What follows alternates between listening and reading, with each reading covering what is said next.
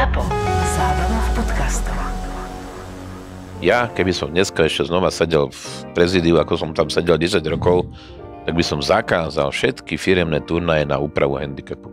Tam sa má človek zabávať, tam má človek proste riešiť biznis možno, alebo ja neviem čo. Hej. Tam si pozývajú firmy svojich obchodných partnerov a tak ďalej. A tam by sa nemal riešiť žiadny handicap. Hotovo, konec. No ale oni by potom možno, že nemali, tak možno časom aj hej, ale na začiatku by vlastne asi nemali veľa súťažiacich. Prečo? Lebo tak však pozri sa, tu máme jedného handicap freaka. Zuzi, máme hráčov, nebudem ich zase menovať, ktorí chodia len na takéto turnaje. Prečo? Neplatí fičko, dostane napapať, dostane hodnotné ceny, dostane tašku pred turnajom, tašku po turnaji a tak ďalej. Oni chodia... A ešte si zlepší handicap. A ešte si úspešne zlepší handicap, bo boli vo flajte poskladaní ako chceli a počítali si len dobré rany. A tak akože poď sa, ja som za, hotovo, lebo... A máme to. Mne by to akože veľmi vyhovovalo, lebo zase u mňa to bolo tak, že keď mi niekto povedal, že poď na komerčný turnaj, tak ja vlastne komerčný bol pre mňa zábava. No? Lenže na druhej strane pri mojom handicape si sa musel sústrediť, aby si ho uhral, alebo aby si to nejako zahral, takže som si nikdy nechcel zhoršiť, takže toto mi tam akože, mne osobne sa to vždycky bylo, hej, lebo buď proste hráš a naozaj sa sústredíš, alebo potom presne, že užívajme si to a je mi jedno, či zahrám pár bogy, alebo oparán viacej. Absolútne, je proti mojim golfistickým zásadám. My sme toto vedeli a my si vždy dávame víno a teraz sme povedali, že nie. Dneska si to víno nedáme. Dneska nehráme. Teraz nehráme golf, teraz si môžeš dať, čo chceš, ale ja som v tomto smere zase, ja som taký starý asi, alebo ja neviem, ale staromodný. Máš svoje zásady. Dobre, takto sa opýtam, ale mal si ten názor aj pred 20 rokmi? Áno. Hej, ty si tiež nikdy nič. Mňa neznášali na prezídiu, lebo ja som toto prezentoval stále. Ale aj keď si hral, ty si tiež nikdy si nepil počas hry. Na birdie si nedal? Ne. Lebo to vieš, ak je. Na birdie musíš. Ale keď si nedáš, tak už ja mám zase také prudkú prúpovidku, že neviem to hrať za triezva, ne ešte za opitosti.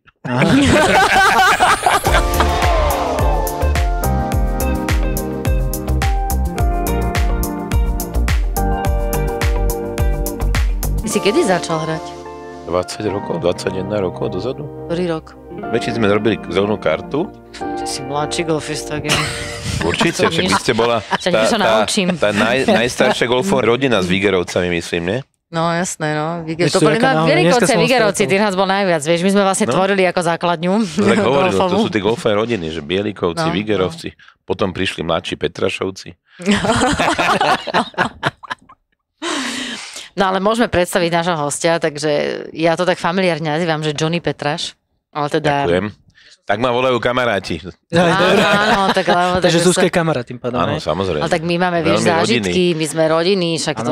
No jasné, tak lebo bol môj kapitán na lodi. Boli na dovolenkách spolu, my sme... To najlepší kapitán. Rodičia, lebo boli veľmi, veľmi priatelia. OK, dobre. No, potom začal normovať ihriska. No to už je koniec mojej kariéry golfovej, by som povedal.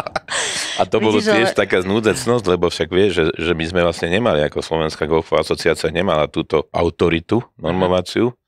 A v podstate sme boli odkazaní na to, že vlastne nám to museli normovať českí normovači, lebo jednoducho to bolo nutné. Tým, že začali vznikať golfové ihriska, tak bolo treba aj ich normovať.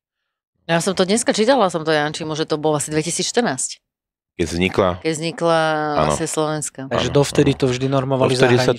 Dovtedy to normoval pán Procházka z Čiech, ktorý bol taký akože známy normovač a v podstate on bol aj človek, ktorý nás učil ešte a starých rozhodcov aj pravidlá a takéto veci. No, ani na to sme nemali autority, ktoré by mohli vyučovať. 2014, keď ty si začala v 96. tak... Vieš čo, vtedy mi tá normovacia komisia nič nehovorila. Hovoríme o normovaní ihrisk. Áno, hovorím o normovaní. A zoberme si, kedy začali vznikať ihriska. A koľko ich bolo do roku 2014. Koľko ich bolo? Veľmi málo. Asi 4 alebo 5. Tak keď si to zoberieš, vlastne Bernolákovo 2006 vzniklo. Jedno z najstarších 18-tok boli Tále. A Tále kto normoval? Procházka. No ale teraz už vy. No už teraz my, akože už nasledujúce, lebo v podstate norma je tak, že spraví sa prvá základná norma a po 5 rokoch je povinné prenormovanie ihriska. Po 5? Po 5 rokoch, lebo to je v podstate také obdobie, keď to ihrisko dorastá. Oni zistia, majiteľia, respektíve greenkeeperi zistia, jak sa to ihrisko chová, kde treba vlastne urezať, kde treba niečo zmeniť, kde treba nejaký strom dať preč, alebo vyhodiť bunker, ktorý je zbytočný a podobné veci. No. A potom vlastne po 5 rokoch je to tzv. Druhé normovanie a to už je také, to je malo naozaj odzrkadľovať ten stav ihriska a ďalšie je až po 10 rokoch. Takže máš 5, 0, začneš na 0, potom ideš 5 a potom až 15? A potom až po ďalších 10 rokoch, ak neprebehne na ihrisku nejaká zmena architektonického charakteru, alebo prejde nejaká búrka, zhodí nám 10 stromov taký jak Rajec, že zaneste ihrisko. Napríklad v penalty tam bolo dosť veľká búrka, tuším, a tam posadzovalo sa. Áno, ale len závisí od toho, či tie stromy sú v hre, alebo nie sú v hre. Inak ste za to platení? Áno. No tak vidíš. Tak je to normálne platená robota, lebo však to zabera strašne veľa času, strašne veľa energie a tak ďalej, takže... No ale povedz mi, ako to vlastne funguje? Založí sa ihrisko, oni vás zavolajú a teraz prídete tam a čo? Ihrisko musí byť v podstate nejako vyrastené, aspoň nejako. Nemôže to byť ako iba nejaká hlina a niečo. Ak sa má reálne normovať. Lebo tam sa merajú výšky rafov, rýchlosť greenu a podobné veci. Vy to hráte vtedy? Nehráme, meráme. Vy to meráte vtedy? To sa normálne merá, exaktne merá. Čo meriaš? Dĺžky, šírky, vzdialenosti, hĺbku greenov, teda hĺbku bunkrov, rýchlosť greenov. A to je vlastne úplne, že čistá matematika, hej? Čistá matematika. Že ty vlastne, keď sa postavíš na to, napríklad, keď si to zoberieme, Heritage je taký, že on sa strašne akože tak s tebou hrá, s tou predstavivosťou, vie, že máš pocit, že je strašne úzky, ale pritom je tam široké tak ďalej. To je tiež nejaký faktor? Áno, to sa v podstate merá úplne exaktne.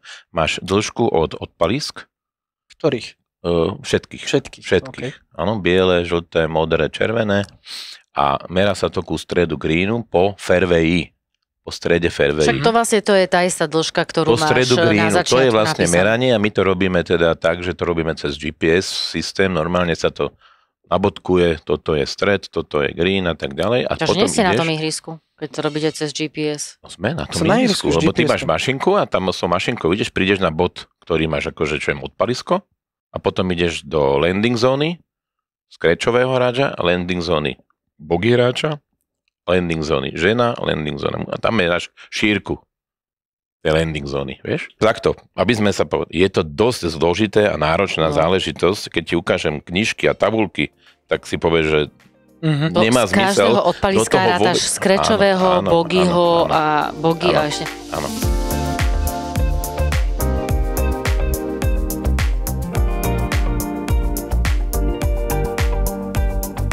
Teraz tie bankre napríklad. Bankre čo? Jak to akože berete? Ja vždycky, keď zahrám do bankru, tak vždycky tak poviem, že spĺňam architektové predstavy.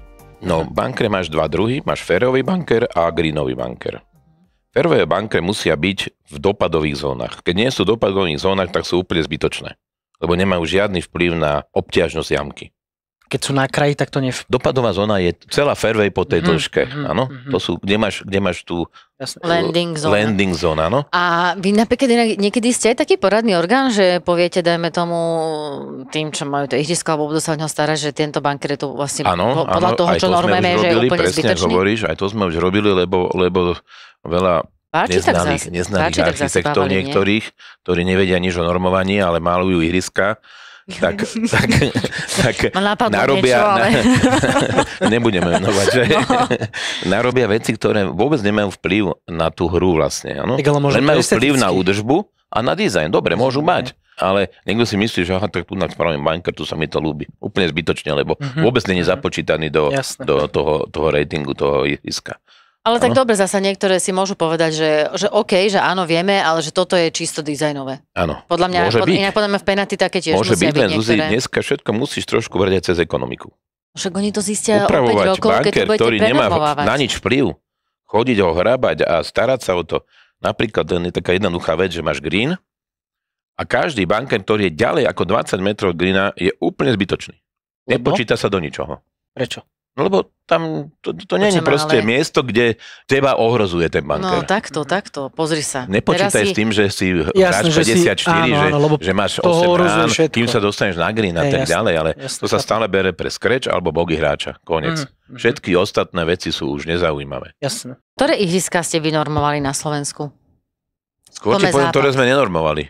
A všetky, no to mi je jasné, ktoré. No. A nechcel si niekedy Bernolákovo normovať?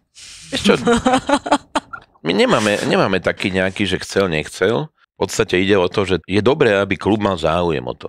Lebo ako náhle spravíš klubu nejakú normu a on bude s tebou bojovať, že tá norma je zlá, lebo však my ideme potom konzultovať, keď sa to urobí, tak toto vyšlo a potom sa konzultuje, že prečo to tak vyšlo, aby ten majiteľ ihriska, alebo teda tí ľudia, ktorí sú tam zodpovední, aby chápali, že lebo veľa ľudí bude potom nešťastných a vy ste nám to zľahčili, tam sa bude teraz ťažšie uhrávať handicap a neviem čo a tak ďalej, no ale dobre, a teraz taký je život, no. Dobre, a teraz oni akože s tým, vy to nanormujete a proste tak to musí byť, alebo áno. To znamená, že vy, akože vy im v podstate akože v dobrej viere, aby to pochopili. My sme autorita uznaná USGA, na to sme boli na tých všelakých školeniach, na to máme tie certifikáty, také diplomy máme špeciálne a tak ďalej. No a tak, ak nás uznáva Slovenská golfová asociácia ako autoritu, no tak musí nás aj kluby uznávať. Čo by sa stalo, ak by te neuznal? Povedal, že klub, že nesúhlasím, toto je hovadina, ja to nechcem. A zavolá do Čiech, že chce to dať. On si môže vybrať, komu to dá, alebo dá obidvoma, dajme tomu. Môže si to vybrať, samozrejme. Nikto mu to nemôže zakázať, ale je to čiastočne exaktná vec, ale sú tam aj prvky, ktoré sú na rozhodovaní. Preto napríklad normu musia robiť 3 ľudia. Aby to nebolo o jednom človeku, že ten sa rozhodol tak. Tam ide o to, že aby tam bola tá objektivita, tak to sa v podstate, to oni vymysleli, USGA, že normovať musia chodiť 3 ľudia. Vieš, čo som si ja vždy myslel, neviem od koho to mám, ale mám taký malinký pocit, že to je Zuzka, ty si mi to hovorila, že normovať chodia, že tam musí byť, že jeden profík, jeden normovač a niekto, že proste, že musíte si zahrať ihrisko, že normálne si zahráte štvorflight a zapisuješ si poznámky. Nie, vôbec to není o tom, vôbec netreba hrať ihrisko, vôbec to nemá vplyv na hru, lebo zase to je... Jak si povedal, golfista. Tak vieš, že dneska máš deň a zahráš pár, zajtra zahráš úplne šrot. No a teraz ja mám takú otázku. To by nebolo objektívne, ale objektívne sú presne tieto čísla, ktoré tu sú v týchto knižkách múdrych, teda v tejto knižke. Toto je vlastne šlábikár na to, layupy, áno, a už ideš. A toto sa mi páči, ináč ja som milo prekvapený, že toto je exaktná veda. To je exaktná veda, ale sú tam parametre, ktoré si môžete sa dohodnúť. Napríklad sklony greenov. Alebo jak sú moderované greeny. Moderné, takže jak sú vyformované greeny. Áno, na tom si musíme všetci takto postaviť a povieme, je to moderate, alebo je to flat, alebo je to proste, použijeme už tieto anglické výrazy. Je to také možno, že neslovenské, ale tak sa to používa. No a na to musí byť ten konsensus. Že na to, áno, je to tak. Okay. A po to sa dajú tieto body, tieto čísielka a sa to vlastne píše. Áno? Lebo ja ti poviem úprimne, že mne sa veľmi často stáva to, že prepáčení nadávam na tých, čo to normovali, lebo veľakrát hrám niektorú jamku a mi príde strašne ľahká, pozriem, že, alebo naopak, skôr sa mi to stáva naopak, že je určená, že je ľahká a pritom je pre mňa je veľmi ťažká, náročná. Hovorím, kurva, kto to normoval? No. Tak toto je vlastne to, čo vlastne 90% hráčov rieši. Áno. Prečo má táto jamka stroke taký, alebo handicap taký, alebo taký. No. Toto je vec, ktorá není tu. To je to práve, že to, čo tu není. To je z tej tabulky, ktorú tam sme hovorili o tých jamkách, tam sa ti nejaké čísielka zjavia a potom je na to akurát povedané, som ti doniesol tu na zhodov okolností, som si vytlačil handicapovú kartu, aby sme si to ukázali. To poznám. Tu poznáš, lebo toto je sedín akurát. Systém vlastne toho handicapu je taký, že prvých 9 sa napríklad dáva len nepárny, druhý 9 párny handicap. Ale houby. No, všimni si to. Ja som si, vieš čo, všimla iba... Čo? Takto mi to nikdy... Môžem sa pozrieť na to? Ja som to vedela, ale nikdy mi to tak nenapadlo, že presne párne, nepárne, ale vedela som, že keď v prvej devine je handicap 1, tak handicap 2 bude v tej druhej. Áno. To som akože, to som vždycky vedela, ale nenapadlo ma to, že to sú párne, nepárne. Ktorý v podstate, tým som celé povedať, že vlastne tie stroky nie sú úplne... To je heritage. To je heritage, áno. Yes! To je heritage. Vidíš, to by sme mohli dať takú otázku, že dáme len tak scorekartu a že či niekto spozná ihrisko. Lebo toto je údolie. Ale tak podľa mňa hráči, čo hrávajú pravidelne ihriska, to presne vedia. Nemusí to mať ani tento dizajn, lebo z tohto dizajnu vieš úplne presne. Ale nevedel som ho zazdeliť, ale vedel som. Toto je dizajn náš. Ja som si myslela, že to stále. Toto je dizajn náš, presne. Takto to my dáme klubu. V takomto formáte, kde máš tie dĺžky, kde máš odpaliska všetky, máš potom Páry teda. A potom máš tie HCP indexy. Dobre, ale... No ale teraz predstav si, že prepáč, ale že tebe to teraz vlastne nevychádza, že musíš dať akože tie párne, tú prvú devinu a tie teda nepárne. To je dané. No čo keď je proste, čo keď sú zrovna 4 najťažšie jamky v tej prvej? Vôbec to nevadí, lebo ty to musíš brať tak, že vlastne ide o to, že ten handicap niekde ti pridá a niekde ti zobere. Áno? Takže to je presne, to sú tie nadávky, čo teraz hovorí Janči. Áno, ty sa síce cítiš, že to je pre teba ťažká jamka a je ľahko znormovaná. Áno. A opačne, ty prídeš na jamku, presne, ktorá je ťažká. Ski. 14, to som ťa chcela opýtať, je najťažšia jamka. Všetci to hráte na berdy. Alebo, Pasa, dostávate za to veľa stable fotových bodov, čiže ste usmiatí. Nám to tak vysvetľovali, keď si pozrieš 3 a 3 jamky, máš ťažkú obťažnosť, ľahkú obťažnosť a strednú obťažnosť. A pozri si to tak. A to je preto urobené zase aby to odzrkadlovalo tú takú nejakú rytmiku.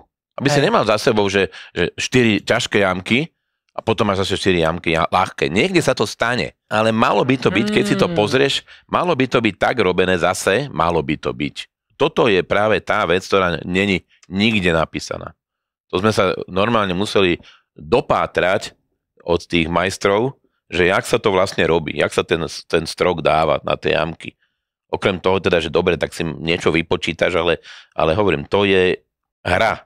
To je taká hra. No dobre, ale dnes teraz akože z toho vychádza aj to, že vlastne už len vôbec ten, kto dizajnuje to golfové ihrisko, tak on... Nevie o tom nič väčšinou. A vôbec nevie o tomto, že akože má tie 3 a 3, lebo však to mi príde, že vlastne, že tam by to už malo začať. On to nerieši. Dizajner rieši skôr architektúru, rieši prírodu, rieši okolie, rieši to, jak môže tie jamky podkladať. Však sa ti, vieš, že niekedy máš za sebou 2 pár trojky, alebo máš pár 5, 3 a iba jednu pár trojku. Áno, ale tú obťažnosť akože tých jamiek, že dajme tomu, že si to aspoň tak rozdelí, že vieš na tie akože trojice, že aby sa nestalo to, že teda príde 3 jamky za sebou nejaké akože veľmi ťažké. To spravíme my za neho. Lebo on väčšinou tvorí to ihrisko s prírodou. On nerieši obťažnosti, on nerieši to. On sa snaží využiť prírodu, on sa snaží urobiť to, aby tie jamky boli pekné niektoré, aby boli dizajnovo zaujímavé a tak ďalej. A vôbec nerieši toto. Dobre, ale vy si povedal, že vy prichádzate až vtedy, keď už je niečo vyrastené. Je hotové ihrisko. Takže keď to on ešte dizajnuje, tak tam akože vôbec on neráta s nejakou normovacou komisiou. Nie. To väčšinou vôbec tuší, že či je nejaká normovacia komisia. Niektorí tušia, samozrejme tí lepší tušia. Aj preto aj tak spravia tí ihriska rozumne, že tam nedajú veci, ktoré nemajú vplyv, ktoré nemajú, alebo opačne dajú tam za mnem do stredu fairway strom a už sme tam. No, alebo tak sa hovorí, nie, že postavíš dom a v momente, ak ho dostaviaš, tak presne vieš, ako by si ho postavil teraz na novo. Vieš, je to taká vec, že veľa architektov vôbec nerieši toto. On si rieši svoju robotu, aby to bolo také, onaké, pekné, makové. Architekt by mal riešiť logickosť jamky. Logickosť jamky znamená, že aby si nehrala slepé jamky. Slepá jamka je, vieš čo? Viem, áno, že nevidíš, kde dopadá lopta. Presne tak, nevidíš dopadové zóny, nevidíš green, nevidíš proste, kam máš hrať a tak ďalej. To je najmenej šťastné riešenie ihriska. Keď architekt na toto nepozerá. Architekt chodí s palicou po ihrisku a búcha a hraje to ihrisko. No ale to ešte je zo zeme hra. Zo zeme, presne hovoríš. On zobere palicu a ideme teraz tak, kam mi to doletí, za ten kopec, tak tu by som to mal zrovnať, aby som videl, kam to dopadne. Aby som to niekomu nehádzal na hlavu a podobné veci. A to vysvetľuje Bernolákovo, lebo architekt Kachlík miloval šach. Vieš, a to sú tie hmaty. Ale on to aj povedal, ak sa pamätáš. Áno, on to hovoril, že táto jamka sa hrá na bogy. On to bol jeho známy výrok, že golf hráme ako šach. Len on zabudol na to, že golfisti sú ješiťáci a golfisti nechcú hrať triple bogy. A nechcú na ihrisku nechať 5 loptičiek. Ešte 5 je OK. 5 je ešte dobre.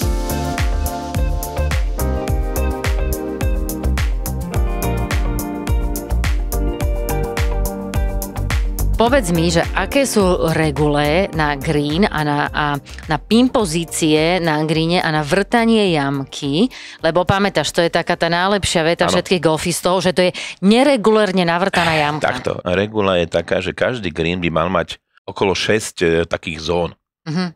A v tých pozíciách by mali byť... To sú vlastne tie, keď dojdeš do golf klubu a nájdeš tam, že A, B, C, D, E a tak ďalej, aby každý vedel, ja si myslím, že kluby to majú zvyčajne iba takto a možno greenkeeper to má ešte seknuté raz. už penalty už má viac. Čím presne tak, že keď máš také greeny, aké sú v penalty, kde vyslovene je dôležité tie pozície, lebo tam je to o tom presne.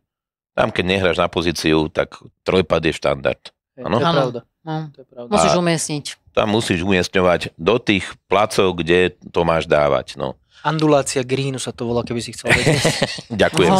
Ja sa naučil od Rada, keď mali sme tu Rada a vtedy on mi to povedal. Tento výraz som nikdy nepočul, ale okej, berem, ale ja sa rád učím v mojom veku a mojimi golfovými skúsenostiami. A učím ťa iné veci. V každom prípade, my sa vrátili k tej Zuzkinej otázke, tak princíp je taký, že malo by sa pinovať tak, že sú tzv. Ľahké a ťažké pozície a stredné pozície. Na každom greene. To ten greenkeeper musí vedieť, ktoré to sú.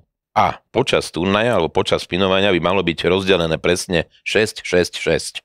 6 ťažkých, 6 ľahkých, 6 stredných pozícií. Tak by to malo byť. To je proste zase taký úzus, ktorý by sa mal dodržiavať. Okay. Samozrejme, aj také, že aj dopredu, dozadu, aj viem, že tak sa to ešte mení, aj tá kombinácia. To už je, či je dopredu, dozadu, to není až také podstatné. Lebo ty môžeš potom hýbať s odpaliskami.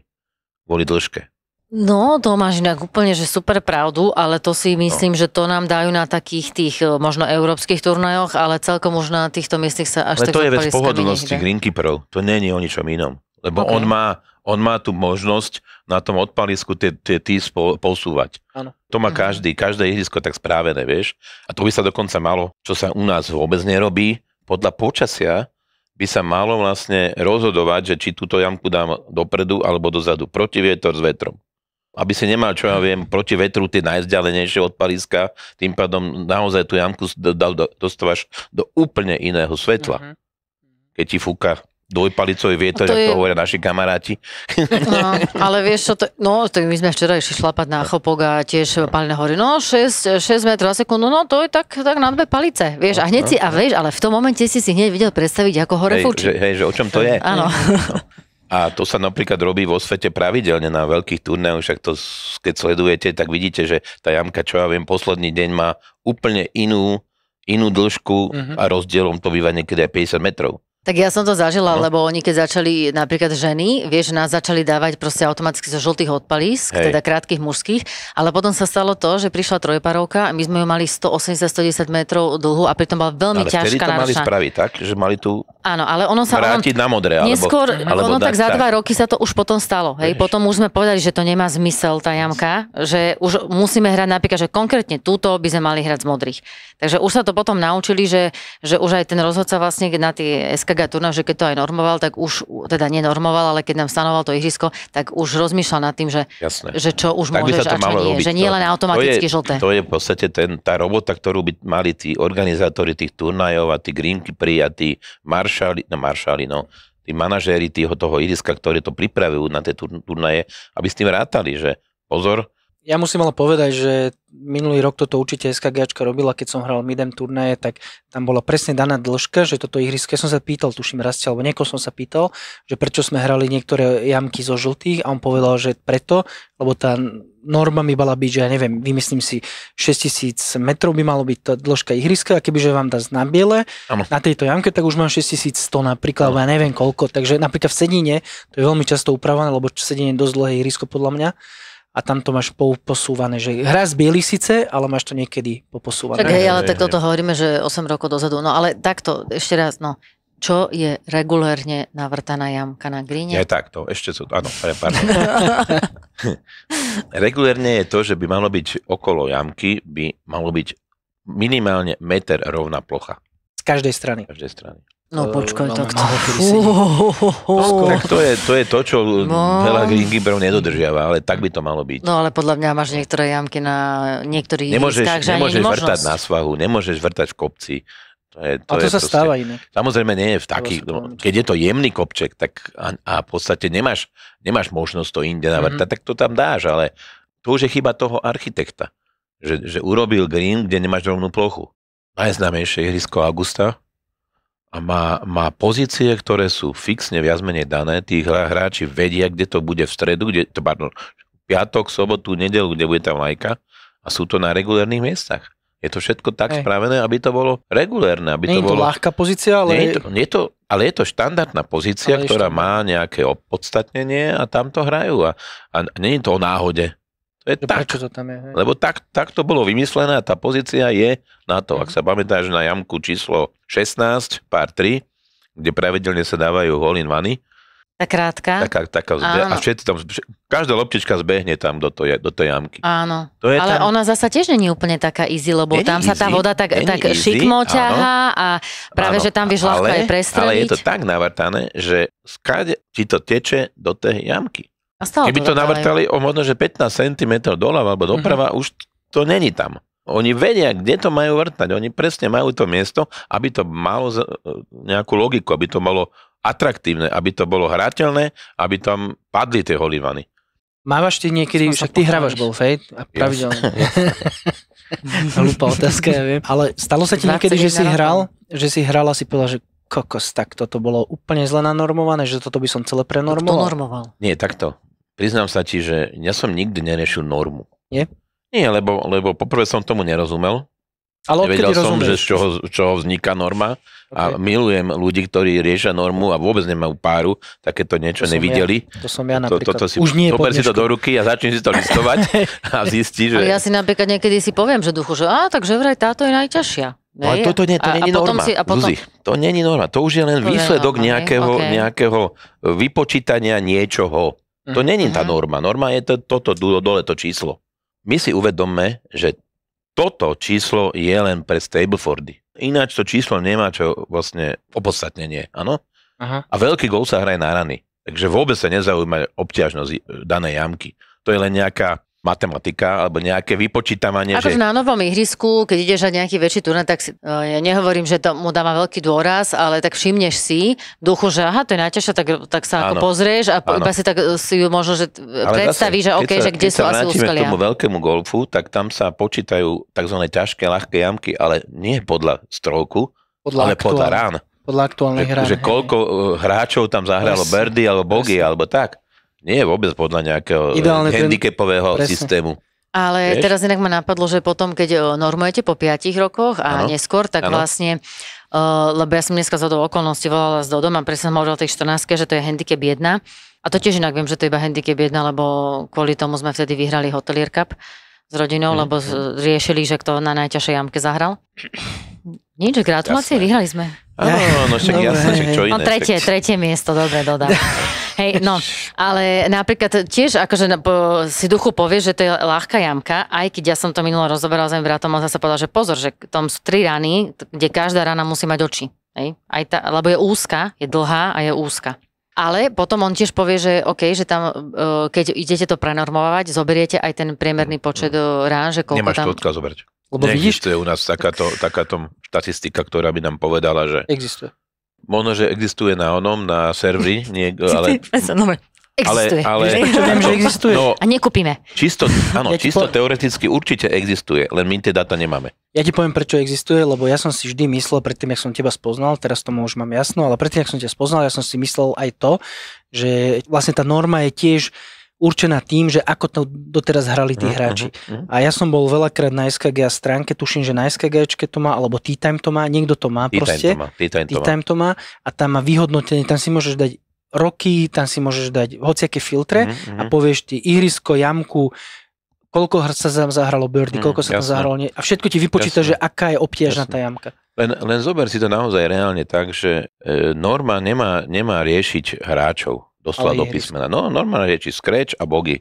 Koniec. A zvyšok tu sú scratchoví hráči, tu sú bogey hráči. Hotovo. Ale toto, čo hovoríš, to číslo odzrkadluje všetkých hráčov. Od 54 až po neviem koho. Ale oni nám ničia štatistiky. No, Zuzi, áno, lebo keď si spolu zoberieš, že z tej ponuky 8,000 golfistov, koľko máme singlových hráčov? Joj, no neviem, ale tak asi veľmi. No veľmi málo, presne. Veľmi málo. Väčšinou to je 36 a viac. Je, lebo sú neaktívni a tam zostáva. No, ale nehrajú turnaje. Tak presne, nemám prístup na server a tam sa to krásne dá pozrieť, že handicapy, aké majú ľudia a tak ďalej. No. Čiže vidíš, teraz si sa aj ty v podstate priznal, že teba zaujíma, akože norma je toto. Ja ti poviem, že to je norma. Ja ti poviem, prečo ma to zaujíma. Opakujem. To nie je norma ihriska. Ja ti poviem, to je iba číselko, ktoré ti počíta z tej báče. Presne preto ma to zaujíma.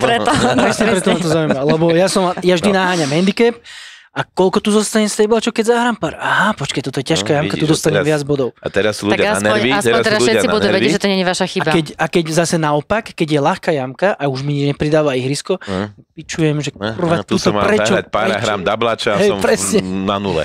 Presne. To sa nanormovali. Tu sa nedá zahrať pár. No, ja sa už ani vôbec nikoho nepýtam, aký má handicap, keď hrám nejakým novým hráčom a cudzím hráčom. Nie je to podstatné. Bez ma to nezaujíma. A ty máš aký handicap? Ja mám 13, ale taký storočný. Taký šikovný. Díky. Ale podľa mňa ten handicap, vieš, to si zahráš s niekým a po 3 jamkách už to nie je ako tak tušíš. Naozaj, ja som sa naučil v tomto smere naozaj rozmýšľať úplne ináč. Ja si chcem zahrať. Ja nesmiem prísť na ihrisko a mať stres z toho, že idem odpalovať. Stres z toho, stres tamtoho, že zahodím do bankra. No a čo? Som bankri a hrajem z bankra. Hotovo, neriešim to. Toto je super prístup, len k tomuto prístupu ty musíš dozrieť. Dozrieť, áno, však práve. Musím sa priznať, teraz sme hrali také fantastické ihrisko v Španielsku, že to sme normálne, že Adam Stal krát 2. Vieš asi, Adam Stal poznáš? Jasné. Tak to boli normálne, že sme prišli a a sme sa len pozerali, zírali, krásne jamky, ale každá druhá jamka mala roklinu o dĺžke 150 až 170 metrov. Si musel hrať carry. A to bola zábava. A to začal golf. Hovorím, tak poďme, toto je ono. Vieš? A vôbec ma nezaujímalo handicap. Vôbec ma nezaujímal žiadny handicap. Poďme, tam to musíš dať. A moja manželka ešte niekedy bola taká drzá, že ľudne išla s nami zo žltých, my sme si striedali od paliska. Kde bol lepší výhľad, tak odtiaľ sme išli hrať. Ale to je pár. Však go najlepšie. No, lebo sme sa zabávali, lebo my sme sa na tom ihrisku zabávali. To je super.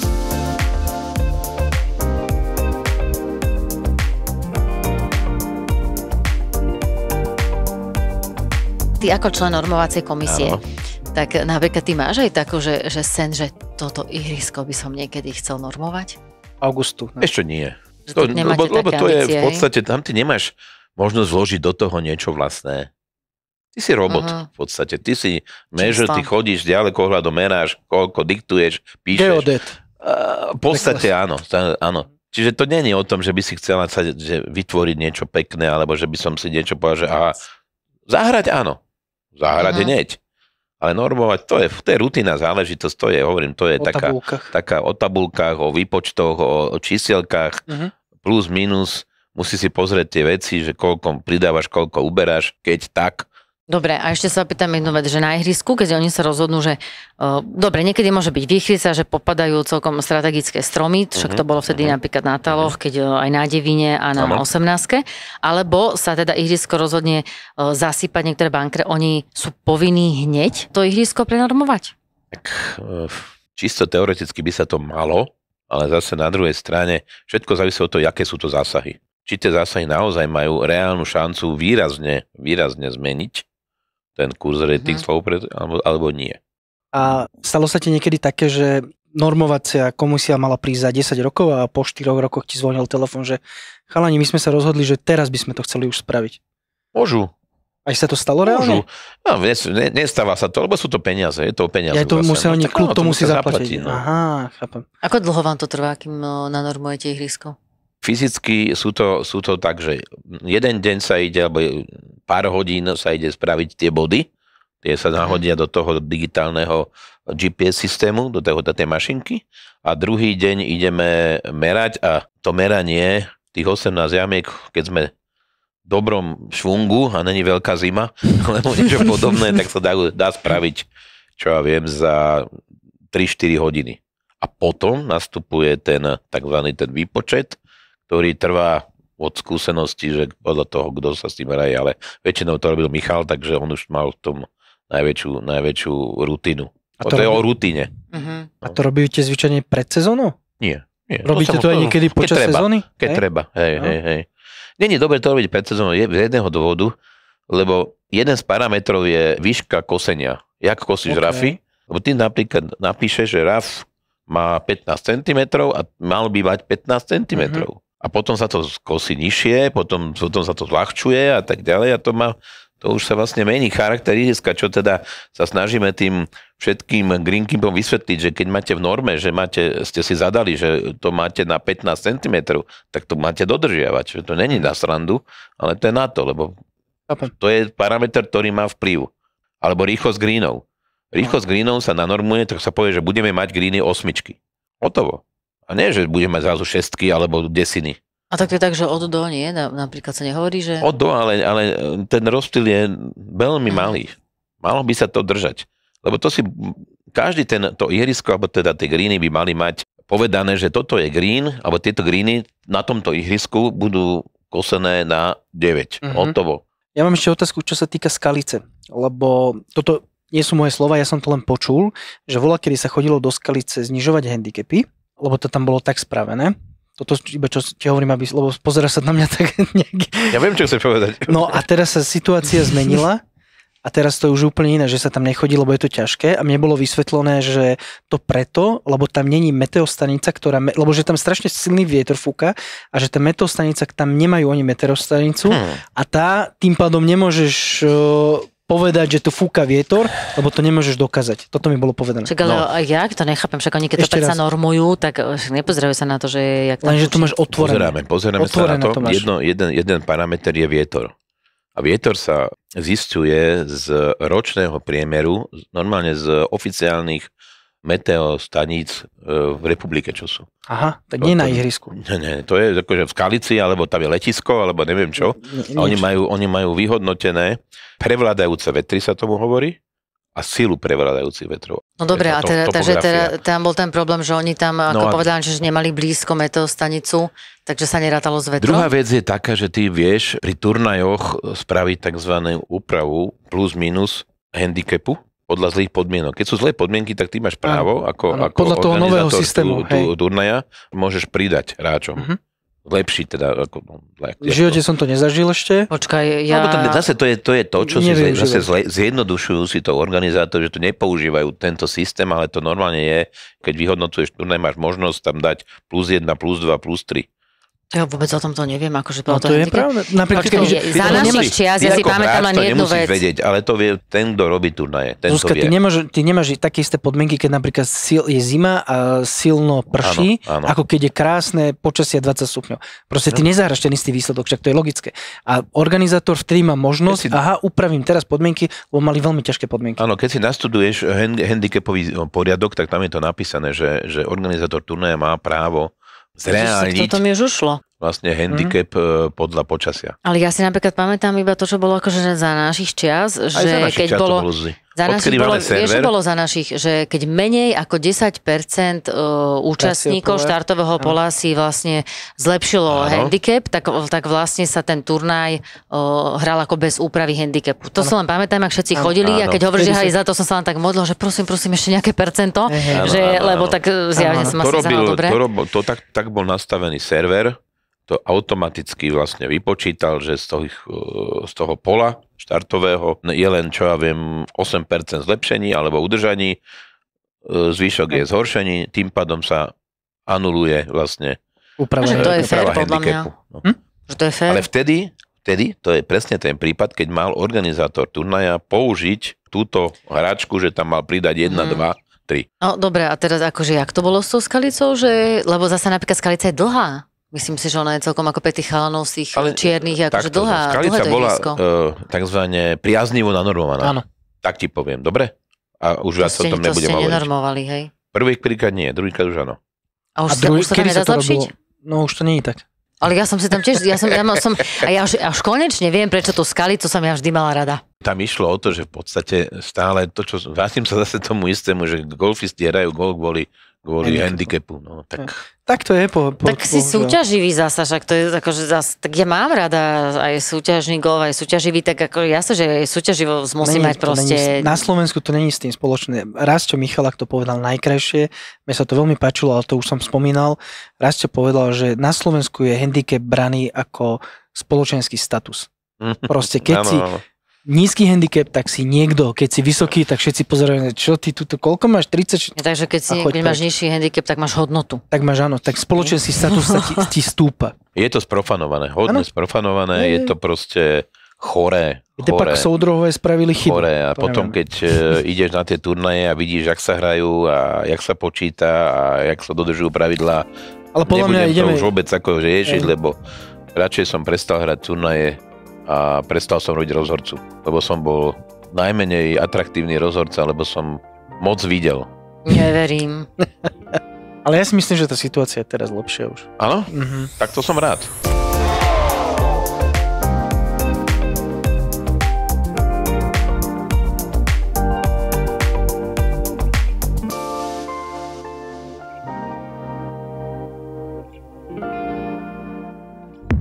ZAPO. Zábrná v podcastovách.